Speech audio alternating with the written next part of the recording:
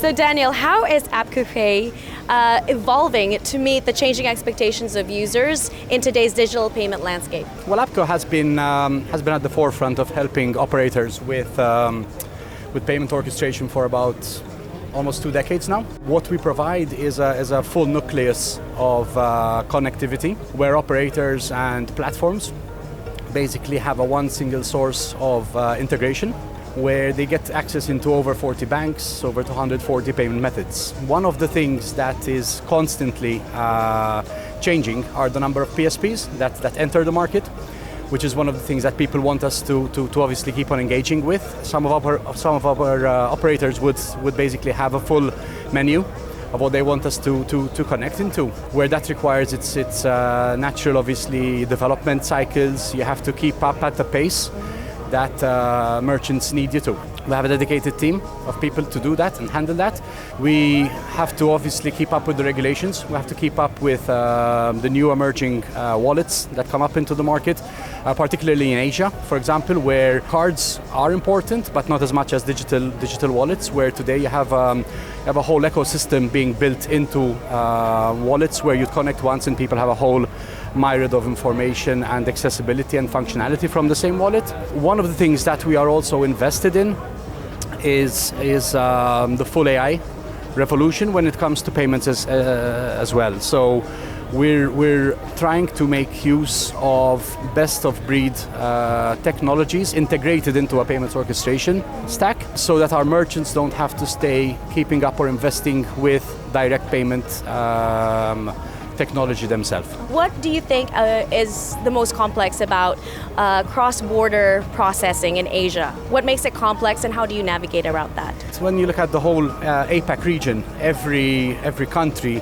has its own set of intricate regulations and ways of handling effects in different currencies and different ways of settling and different corresponding banks and so on and so forth. So one of the things that people need to constantly lockstep into is, for example, the myriad of rails, where you have operators typically tackling multiple currencies and multiple markets, where you need to have different siloed setups, but then you need to aggregate the full circle and be able to offer that. So one of the things that we constantly monitor are new payment trends. Okay.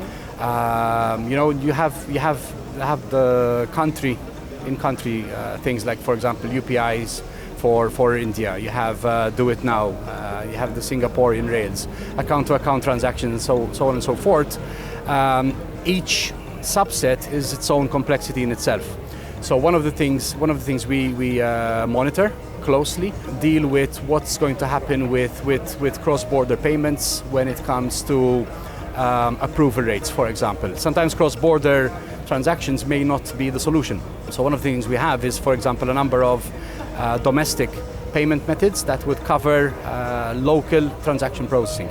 The trick of it is offer it in the background for users to not necessarily have to deal with on a case-by-case basis, but the user is doing a payment in his or her preferred method. The technology that wraps it all around is what we then provide to the merchant. I don't know if this is already answering that question, but if there should be something that you'd like to add, please do so. But in what ways is the seamless payment processing driving customer loyalty through different industries? It all boils down to the flow at the end of the day. And this is not only relevant to the gaming industry, but across other verticals like retail, like airlines, government, so on and so forth, many industries which we play in.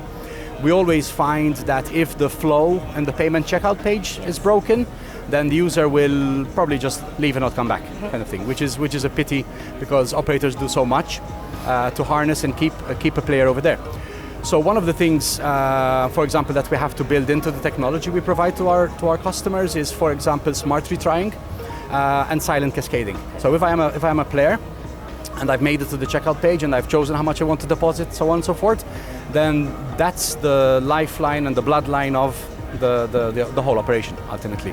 So it's our mission, to make sure that the player is there, that the player feels happy that they, for example, got their payout immediately, so that they can probably redeposit later on. Final question, are there any kind of payment or sort of digital trends that you are looking out for or focused on for the next few years? I mean, within the Asian industry, and we do global aggregation, I would say, but within the Asian part itself, there are a lot of digital wallets upcoming, and it's a constant, drip effect. Obviously, we all see what's happening with the whole digital yuan and the CBMBC. So those are two things that we're looking out for. There are a number of crypto solutions that are coming out with improved flows. There are a number of methods where the customer is also augmenting loyalty into the whole gameplay format, and the smoother the transaction is for the merchant and the player alike, then the higher the conversion, basically. And if a player is there and is satisfied with the flow and they have immediate access to their funds when they need them to, then that should hopefully help with the next wave of payment augmentation. All right, thank you so much, Daniel. Welcome. Thank you.